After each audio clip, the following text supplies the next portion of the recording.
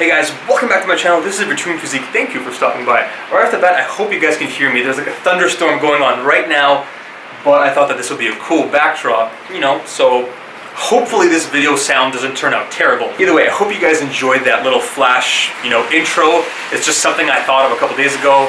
I wanted to test out some new video editing skills. Also, I thought, why not? Flash is one of my favorite shows, and this is a really cool way of making regular cardio a little bit more fun. So guys, let me know if you like that, and if so, I may do more in the future, depending on the feedback, because, Flash, Dragon Ball Z, like Superman, all of these things, they're so, not only are they entertaining, but let's be honest, when we were kids, all of these guys, these physical action heroes were part of the reason why we wanted to get into fitness. We wanted to be like them. We wanted to look like them. So whether we like to admit it or not, at least 1% of our reasoning for becoming, bodybuilders, immense physique athletes, powerlifters, whatever, it's because of that. But before we get into the video, because there is a lot of things I want to talk about and I want to show some training, because last video we did not go into training, so I got to make up for that. There is kind of a big change happening with my channel, and not exactly my channel, because it's external from YouTube. It is the release and the official announcement of my website, VitruvianPhysique.com. It's something I've been working on secretly for a little while, and there are two elements which I think you guys are really going to enjoy. The first is a blog, and I don't mean blog like, okay guys, so dear diary, today, no, none of that. This is going to be a nutrition, fitness, informational-based vlog. For those of you guys out there who really enjoy my informational videos, this is going to be very similar to that, except in written format, which in some ways is a lot better because I can incorporate a lot more charts, diagrams, and really go into the scientific evidence in detail, that I may not be able to do so in my videos. So if you guys like my informational content, definitely check that out. And the last thing I want to mention is something which a lot of you guys have asked me about, and unfortunately my answer has always been no. I'm always saying, no, I can't do it, maybe later, give me a couple weeks, give me a couple months, and that is online coaching. A lot of you guys have asked me about that, and I really feel terrible because I always said no, but to be honest guys, the reason is, just like with my YouTube channel, I never want to do something just for the sake of doing it. I never want to do something half-assed, or like 75%, not even 99%. If I want to do it, I want to just friggin' kill it. I want to do it well, and I think after, preparing this for weeks, months, I am ready to do so. I've established kind of like a format, which I think could really be helpful to a lot of people out there, and in some ways different from the rest of coaching. This is going to be full coaching across the board. We're talking macronutrient coaching, which is obviously the fundamental aspect of this coaching service, or nutrition plan building, whichever the person prefers, training, cardio, like exercise splits, absolutely everything you need for your physical development, physical transformation. Because this is something which I'm putting my name behind, I have to ensure, and I have ensured, that it is something of quality, and it is something that, you guys being my viewers are some of the most important people in my life. And so if any of your viewers become clients, that's even more so. So I had to wait until I can do it 100%, and I think that I can do that now. Guys, I'm not gonna go into too much detail on this, because another thing is, I never want YouTube to turn into just a marketing platform. Up until now, it's been 100% just creativity, motivation, information, education for you guys out there, and I want it to stay that way pretty much 99%. I hate the idea of taking a channel, growing it to something that a lot of people like, enjoy, turn to for information, and then like turning it into the opposite and pretty much just like, buy my shit, go out there, get my stuff. And that's fine and all, but you have to respect and understand that although 10% of your viewers or less may turn into clients, 90% of them don't, and they deserve equally as much respect as the ones that do. So guys, without further ado, let's get started with Ascension episode 2.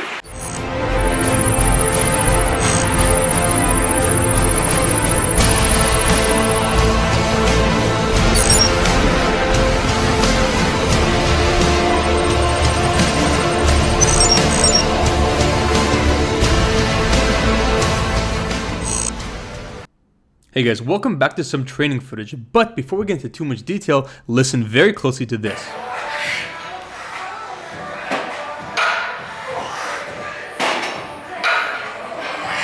Oh God, silence is beautiful in this case. This is a new exercise which I'm trying out. It's regular deadlifts, but there's a slight change. It's constant tension. So essentially, all throughout the movement, even at the bottom, you're barely touching the ground and you're not dropping it, except for this final rep. And come on guys, give me a break. 365 is still a lot of weight, and I'm cutting guys, I'm in contest prep. The strength, actually it's still okay, it's still there, but nonetheless, this is a cool exercise which a friend of mine told me to try out, and he's a legit powerlifter who has deadlifted well into the 600 pounds, and he said that this will really help strengthen your lower back, your glutes, your everything, and I thought this is something I could incorporate into my routine. Are you guys admiring my super secret pre-workouts? You know, who needs like, you know, all these supplements in Monster when you can just slap yourself in the face? I don't know, that's just something that always wakes me up. But guys, yeah, getting back on track. So far, the strength is not bad. Here I'm benching like, I sped it up because it's taking too long. This is about 265 and I got one set of 10, then I dropped it down and then also do some dumbbell press. I'm just showing you guys kind of the general workouts for the last week. And to be honest, although the strength is there, one thing which is really starting to plummet for some reason is the endurance. So my first set and the first few reps of each set are awesome. But immediately after, especially towards the second and third set, there's a small but definitely noticeable decrease in endurance. And I think this is because less carbohydrates means less ability for the body to facilitate ATP, you know, reuptake and transfer. And essentially it's like a car, your muscles being the car. If there's no gas, it can't go. If you give it gas, it's gonna go, and it's gonna go fast, it's gonna go hard. But if there's no fuel, the muscles can't do it. So a minor but annoying and unavoidable side effect. Welcome to the world of low carbohydrate dieting. Hey guys, I want to talk about something which I found online, and I think it is so interesting and unfortunately very significant to the general population. But first of all, oh man, that lighting though. This is the blue and yellow Alphalete. It's kind of like dark navy. I don't know how it looks on camera. Is it black? Is it blue? Is it navy? I don't know, but I like it because it's like the Wolverine colors, like the classic, you know, the 1990s Wolverine, like comic book superhero colors. Me being like kind of like a nerd with that kind of stuff, like all the superhero stuff, I'm just like, yeah, I'm Wolverine minus the facial hair. Seriously guys, this is me after like a week. I don't know where the hell puberty is, but it better kick in already. Either way, getting back on track because there's more important things to talk about. This is actually something that I saw quickly mentioned on Jeff Nippard's Instagram. For those of you guys that don't know, he is like super friggin' smart bodybuilder slash powerlifter. He's also dating Robin Gallant, who's also on Team Alphalete, so yeah, go teammates. All right guys, so here is the original post by Jeff, and what this is pretty much tracking correlations between obesity prevalence in the United States between 1980 to 2013 against other variables. And I actually found the original data and the original article, which was written by a guy named Stephen Guyenet, but you know, he's a smart guy, he's got a PhD in neurobiology and biochemistry, so I think I trust what he says. I'm gonna throw this stuff on camera so you guys can follow along with me, but it's just so fascinating because as we all know, there's such an epidemic going on with obesity in the States and other countries. Trust me, you know, I'm not gonna get on a high horse because I think Canada is like number 3 or 5 on the world, you know, ranking of obesity, so we're not that great. And it's pretty much tracking what is the reason. Because something has been changing over these, you know, last few decades. Why is there such an epidemic going on with obesity and just general people being overweight? If I remember correctly, I think obesity has gotten as high as over 30%. Literally 1 out of every 3 adults in the States, you know, over a certain age are obese, and overweight is like 2 out of 3, which means that 30% is obese, the other 30% is overweight, which means that like 30% of regular weight, not even like fit or athletic or like, you know, we're not talking like crazy cardio, like, you know, health nuts. We're talking regular people have become the minority, and like this is a problem, this is an epidemic. And this article is awesome because it kind of looks at what is causing this, and it tracks correlations between, you know, other variables. So one of them that they look at is carbohydrates. Obviously the two are kind of going up, as you can tell by the graph, but there was a pretty, you know, distinct dip in carbohydrates in 2000s, and obesity did not stop. It kept on going up. This is a very similar case with added sugar, which obviously, you know, there are other health issues with added sugar. This isn't natural sugars found in things like fruits and foods. This is kind of like pretty much straight up sugar that you can extract from sugarcane or whatever they do, sprinkle it on your anything essentially. All sweet stuff that isn't like, you know, Splenda, aspartame, all that other, you know, artificial sweeteners. So essentially sugar and carbohydrates are out. There's another factor that they were looking at. They were looking at fat.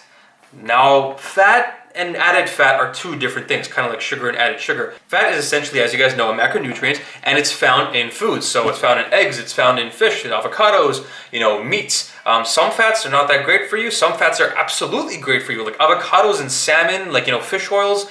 Fish fat are, you know, fantastic fats, you know, high in omega 3, 6s, and 9s, but they are so good for you. And there isn't that much of a correlation, as you can tell by the graph. So guys, like I'm saying, what isn't, what is, that's the fourth option, added fat. This is a clear-cut correlation, as you can tell. It's the one characteristic that has been pretty much, consistent with obesity from 1980 to 2010. And what I mean by fat is pretty much anything that isn't, found in food. So we're not talking fat that naturally is found in beef or fish or eggs or anything. We're talking about like oils, butter, margarine. For example, your French fries are cooked in oil. People put like butter on their pancakes, on their burgers, on whatever.